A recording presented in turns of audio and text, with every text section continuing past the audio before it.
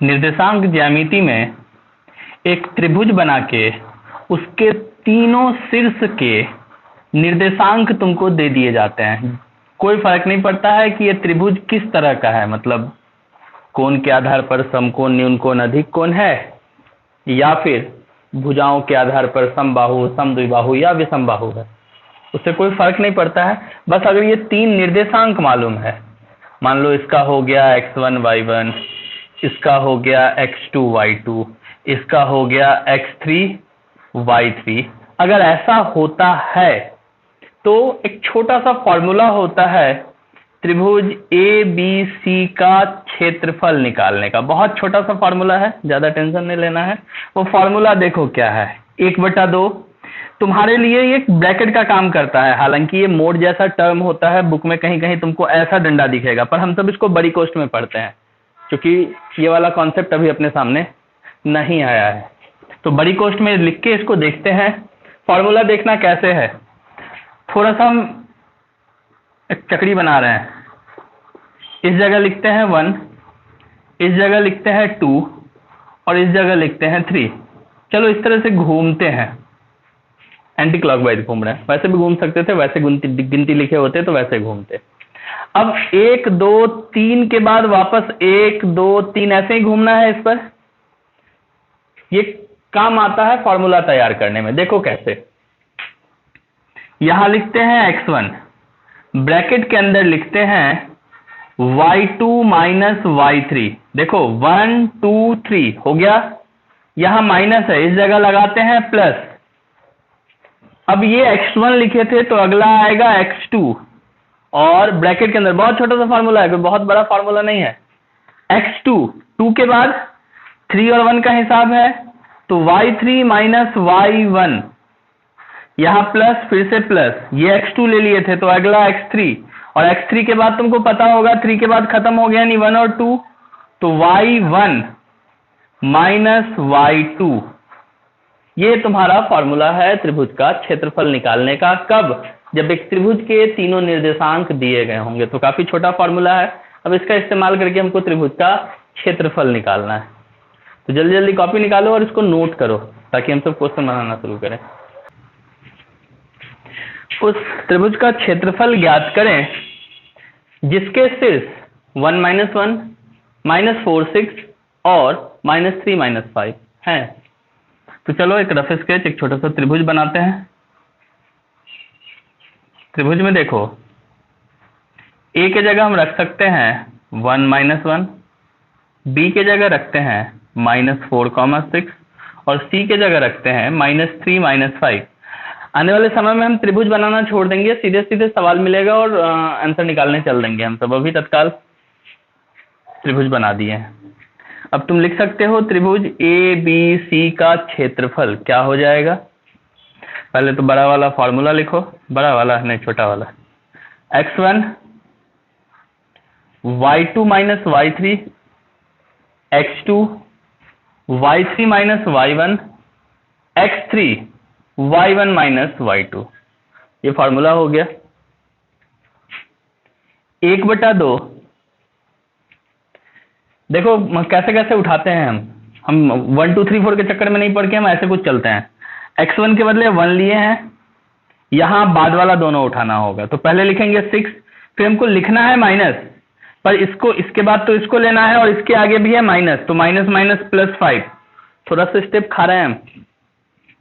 फिर x2 की बारी है, यानी इसको लिखेंगे। तो चलो इस वाले को हम जानबूझ के ब्रैकेट में लिख रहे हैं, और ये वाला टर्म यहां से उठाए हैं तो हमको ये दोनों को लेना होगा। तो इसके बाद यहां है -5, फिर ये वाला माइनस, और तब ये भी -1 है, यानी वापस से माइनस माइनस +1 हो जाएगा। फिर x3 यहां तक हो गया, x3 ये वाला होगा -3 और ब्रैकेट में। अब चूंकि यहां से x3 लिए हैं तो इसके बाद ये और ये y वाला इस्तेमाल होगा, यानी y1 ये -1, फिर ये माइनस, और फिर y के सामने 6, सिर्फ 6 है तो 6, ब्रैकेट क्लोज। उम्मीद है लिखने का तरीका समझ में आ गया होगा कि हम फॉर्मूला तो लिख दिए, लेकिन फॉर्मूला लिखने के बाद हम इसमें इस माथापच्ची में नहीं पड़े कि x1 कौन है, x2 कौन है, x3 कौन है। हम क्या किए ना, x1 यहां से उठाए हैं, मतलब ये वाला y नहीं चाहिए, अब इसके आगे जो 2 y होगा वो चाहिए, मतलब ये और ये दोनों को माइनस करना है, पर इसके पास माइनस है तो माइनस माइनस प्लस हो गया। अब ये वाला x ले लिया, अब बारी इस वाले x की थी, इस वाले x को लिखे हैं तो अब ये वाला y नहीं चलेगा, इसके आगे का 2y चलेगा, मतलब ये और ये, तो ये दोनों y चला है। फिर ये वाला x लिखे हैं, अब ये वाला x लिखे हैं तो सीधी सी बात है कि ये वाला y नहीं चलेगा, इसके आगे का 2y चलेगा, मतलब ये वाला y चलेगा और ये वाला y चलेगा, तो वो दोनों लिखे हैं। और साइन के साथ जो घोल-मोल हो सकता है वो तो तुम समझ ही सकते हो। 1 ब्रैकेट में लिख दें, 6 और 5 11। अब इस ब्रैकेट को खत्म नहीं कर रहे हैं हम, जानबूझ के -4 और इंटू 5 में देख लो -5 है +1 है, यानी -4 ये भी हो जाएगा। फिर इसको भी -3 लिखे और इस भाई साहब को -7 लिखना पड़ रहा है। 11 कम 11, माइनस माइनस प्लस, 4 चौका 16 प्लस 7 तिया 21। चलो फिर आगे देखते हैं। 1/2 और इसको जोड़ेंगे, 6 1 7 और 1 8, 2 1 3 और 1 4, ये यहां से कट गया 24। तो 24 चूंकि मात्रक होता नहीं है निर्देशांक के साथ, वो क्या मात्रक देगा, तो यहां हमको लिखना पड़ जाता है। जब भी क्षेत्रफल निकालते हो मीटर स्क्वायर लिखते हो ना, तो ये हो जाएगा वर्ग मात्रक। ये हो गया तुम्हारा आंसर, समझ गए। सवाल कहता है उस त्रिभुज का क्षेत्रफल ज्ञात करें जिसके शीर्ष A 5 2 B 4 7 और C 7 4 हैं। देखो शुरू करते हैं, या बनाना चाहो तो अभी भी बनाओ, कोई दिक्कत नहीं है, बाद में मैच कर लेना। A 5 2 B 4 7 C 7 4। त्रिभुज ABC का क्षेत्रफल बराबर 1/2 x1 y2 y3, देखो साइन नहीं बोल रहे हैं हम, x2 y3 y1 x3 y1 y2 half. Value रखने का वही पुराना वाला तरीका, यहाँ पे 5 रखे भैया तो यहाँ वाला y इस्तेमाल होगा नहीं, 2 घर आगे बढ़ जाइए, मतलब इसको उठाइए, यहाँ आपको माइनस लगाना था पर इसके पास भी माइनस है तो माइनस माइनस +4 हो जाएगा। फिर प्लस x2 के लिए यहाँ आए, 4 दिख गया, ये वाला y ले नहीं सकते हैं, ये दोनों y चाहिए तो y3 के लिए -4 लेना पड़ गया, y1 के लिए 2 लिए, माइनस में ही रह गया। x3 के लिए अब ये वाला 7 लेंगे, ये वाला y ले नहीं सकते हैं, मतलब ये वाला y होगा, उसमें से ये वाला y माइनस हो जाएगा। So simple. 5 इंटू 7 4 11, 4 इंटू -6 7 और इंटू -5।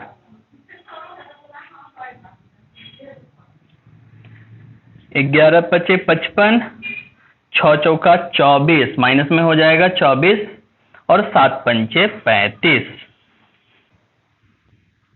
1/2 55 माइनस 5 4 9 और 3 2 5, 1/2 इंटू -4 कट के हो गया -2, यानी ये हो गया 2 -2 और फिर ये हो गया 2, 2 के बगल में लिख तो दिए वर्ग मात्रक, सवाल है कि माइनस था प्लस कैसे हो गया, तो यहां लिख देंगे, यहां लिख देंगे क्योंकि क्षेत्रफल ऋणात्मक नहीं होता है। अब देखो इतना बड़ा सेंटेंस हम लिखे, क्षेत्रफल ऋणात्मक नहीं होता है, पर इसके बदले जो तुम्हारा किताब ये फॉर्मूला दिया है ये तुम्हारे क्लास के लिए है, बाकी क्लास के लिए फॉर्मूला इस फॉर्म में होता है, बाहर 1/2 होता है और अंदर इस साइन के अंदर सारा कुछ चला जाता है, मोड का साइन होता है। और हम कहते हैं कि मोड के अंदर जब कोई वैल्यू आता है ना, तो मोड के बाहर आते आते वो प्लस होता है तो प्लस ही रहता है, और माइनस होता है तो भी प्लस हो जाता है। क्लास 6 7 में जब नेगेटिव नंबर ऋणात्मक संख्या पहली बार आ रहा होता है तब एक चीज एक टर्म सिखाया जाता है, निरपेक्ष मान। निरपेक्ष मान, इंडिपेंडेंट वैल्यू, ये क्या है, तो निरपेक्ष मान कहते हैं जब कोई नंबर अपने साइन से मुक्त होता है। प्लस है तब भी उसको प्लस ही मानेंगे और माइनस है तब भी प्लस। जैसे 5 का निरपेक्ष मान 5 होगा, लेकिन -5 का निरपेक्ष मान क्या होगा, तो ये भी 5 होगा। ये नियम है। निरपेक्ष मान इसी पद को कहते हैं जो अपने साइन से आजाद होता है, स्वतंत्र होता है। तो यहाँ निरपेक्ष मान का ही इस्तेमाल होता है। ये तो किताब के कारण हम बड़ी ब्रैकेट का इस्तेमाल कर रहे हैं, नहीं तो एक्चुअल तरीका था ये डंडा इस्तेमाल करने का, मोड इस्तेमाल करने का। समझ रहे हो बात को? तो मोड होता, मोड हटाते अपने आप पॉजिटिव हो जाता, पर बच्चे हैं, बच्चा वाला तरीका सीखना होगा, इसलिए हम सबको ऐसा कुछ करना पड़ा। ये नहीं भी लिखोगे तो समझने वाले समझ जाएंगे, कोई खास अंतर नहीं है। प्लस में आएगा तब तो प्लस होगा ही, माइनस में आएगा तब भी ये प्लस ही होगा, माइनस नहीं होगा। याद रहेगा ना? तो चलो, जो जो जो गलत बनाए थे वो जल्दी जल्दी से सही बना लो, छपैया करते करते। बाकी एक और सवाल अभी हम सब देखेंगे, तब कुछ और बताने चलेंगे। देखो, ये सवाल दो तरह से पूछा जा सकता है। पहला, बिंदु इतना इतना और इतना से बनने वाले त्रिभुज का क्षेत्रफल बताएं, जो अब तक पूछते आए हैं पिछले 2 सवाल में। ये तीसरा सवाल है। और दूसरा, दर्शाइए कि बिंदु P, Q और R संरेखी है। अब संरेखी वाला सवाल तब भी आया था जब हम इसी चैप्टर का पहला एक्सरसाइज पढ़ रहे थे। उसमें भी होता था ना कि सिद्ध करे दिए गए बिंदु संरेखी है, तो हम एक को A, एक को B और एक को C लेते थे। फिर पहले AB निकालते थे, फिर BC निकालते थे और तब AC निकालते थे, और फिर देखते थे, दूरी सूत्र की बात कर रहे हैं, और फिर देखते थे कि क्या किसी दो का जोड़ तीसरे के बराबर है। अगर ऐसा होता था तो हम कहते थे कि हाँ, रेखाएं बिंदु संरेखी है। इस जगह थोड़ा सा अलग काम करेंगे। क्या करेंगे उसको बाद में बताएंगे, पहले तत्काल हम त्रिभुज का क्षेत्रफल निकालते हैं। त्रिभुज का नाम क्या हो जाएगा? PQR। और इस बार हम त्रिभुज नहीं बनाए हैं, तुम चाहो तो बना सकते हो, पर क्या करना। PQR का क्षेत्रफल, फॉर्मूला लिखे, x1 y2 minus y3 x2 y3 minus y1 x3 y1 minus y2। Value देखो, लाइन से पुट करते चलते हैं। -1.5 देख रहे हो।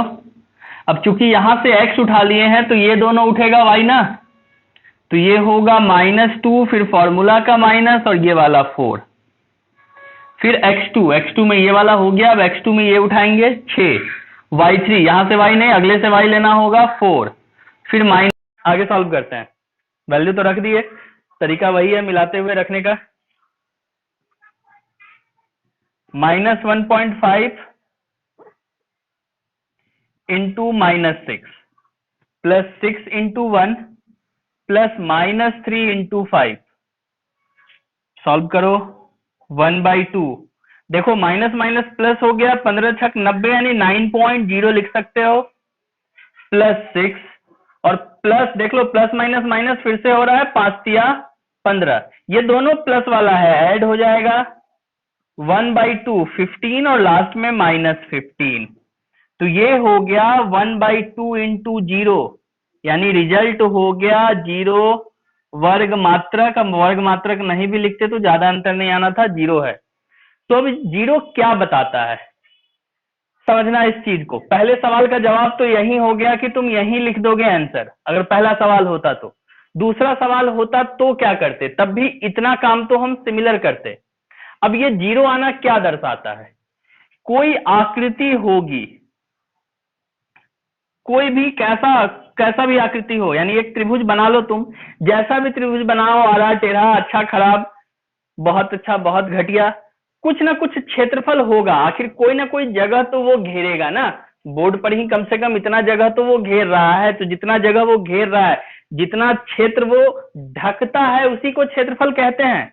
कोई भी वस्तु किसी जगह रखे जाने पर जितना जगह कवर कर रहा होता है, उतना ही जगह को हम उस वस्तु का क्षेत्रफल कह देते हैं। तो ये त्रिभुज है तो कुछ ना कुछ जगह तो ये घेरेगा, घेरेगा कि नहीं घेरेगा। और अगर घेरेगा मतलब इसका कुछ ना कुछ क्षेत्रफल तो होगा, भले वो 0.2 क्यों ना हो, मतलब 0.2 0.1 जैसा ही क्यों ना हो, अगर त्रिभुज है तो क्षेत्रफल होगा। अब त्रिभुज का क्षेत्रफल 0 कब होगा, सीधा सा जवाब है, जब त्रिभुज बने ही ना, क्योंकि अगर त्रिभुज बनेगा तो क्षेत्रफल 0 नहीं होगा। त्रिभुज का क्षेत्रफल 0 होने के लिए त्रिभुज का ना बनना जरूरी है। अगर त्रिभुज बन गया तो क्षेत्रफल 0 नहीं होगा।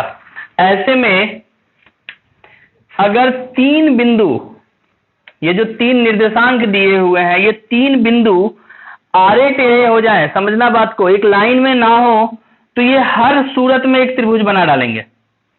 अगर ये किसी भी तरह से आड़ा टेढ़ा तुमको कहीं क्यों ना दिख रहा हो, ये एक त्रिभुज बना ही लेगा। ये 3 बिंदु कब त्रिभुज नहीं बनाएगा, कोई बता सकते हो? जब ये तीनों एक सीध में होगा। अब तुम किसी तरह इस पे हाथ घुमा लो, ये त्रिभुज नहीं बनाएगा। चाहे कितना भी हाथ घुमा लो, ये त्रिभुज नहीं बनाएगा। और जब ये एक सीध में होता है तो इसको हम क्या कहते हैं? इसको हम कहते हैं संरेखी। यानी जब बिंदु संरेखी होती है तो रेखा सीधी, संरेखी मतलब सीधी रेखा, रेखाएं सीधी, और रेखा सीधी होने का मतलब त्रिभुज का ना बनना, और त्रिभुज ही नहीं बनेगा तो क्षेत्रफल क्या आएगा? 0। तो त्रिभुज का क्षेत्रफल यहाँ क्या आया है? 0। मतलब कि जिसको हम त्रिभुज बोल रहे हैं वो वास्तव में त्रिभुज है ही नहीं, त्रिभुज बना ही नहीं। क्यों नहीं बना? क्योंकि 3 बिंदु भले आप दे दिए हो, पर ऐसा हुआ होगा कि ये तीनों बिंदु एक सीध में आ गया होगा और त्रिभुज नहीं बना होगा, इसलिए क्षेत्रफल 0 हो गया। अगर त्रिभुज बना होता तो क्षेत्रफल कुछ ना कुछ आता, ठीक है, प्लस में आता या माइनस में आता, बाद में हम उसको प्लस कर लेते, पर कुछ ना कुछ तो आता। कुछ नहीं आया, मतलब अतः PQR संरेखी है। हो गया? समझ में आया बात? कोई तकलीफ? तो सवाल बनाने का तरीका तो कतई नहीं बदला। आंसर निकालने कहता तो यही आंसर लिख देते। संरेखी सिद्ध करने कहा है तो एक लाइन नीचे जोड़ना पड़ गया है। समझ गया ना?